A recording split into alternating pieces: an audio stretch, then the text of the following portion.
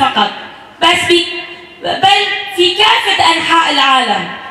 نرى أردوغان يهاجم كالمجنون ليس فقط بسوريا بل يتخطى الحدود في العراق واليمن وكل المناطق، ولقد صرح في الآونة الأخيرة بأنه سيقصف كل كردي أينما وجد.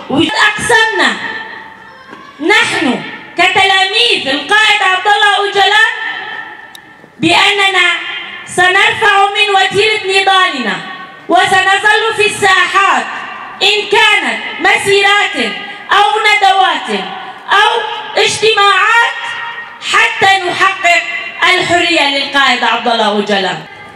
ریبر آپو 20 سالن تکوشین خواد هندر سوریه ده دام شاندن فکر خواب بلاف کرد.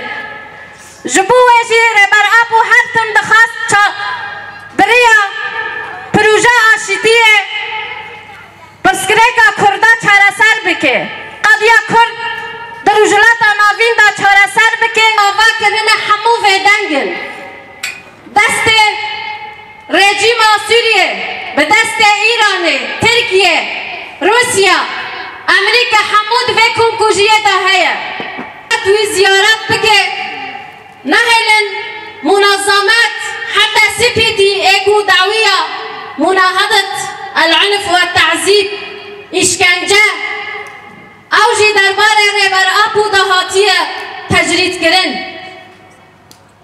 نهلن تجاری کس تواصل به ریبر آپو را به تجرید گرسر ریبر آپو تنازلات از ریبر آپو بخازن تنازل بکه اب تجرید و سخت زیدتر دبه عین لسر گل روش آقا و چار پارچه کردستانه لسر همو گل حرم رجراتا ناوین اب سخت سیاسی و اینش دوام بکه.